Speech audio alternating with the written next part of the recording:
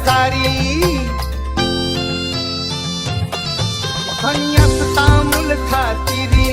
पार पाडी कर्तव्य सारी पाणी श्रमान शेंदण आश्रमाचं नांदण पाणी श्रमान शेंदण आश्रमाचं नांदण जीवाच्या संसारी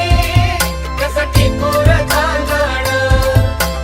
जीवाच्या संसारी कसं टिकून चालणं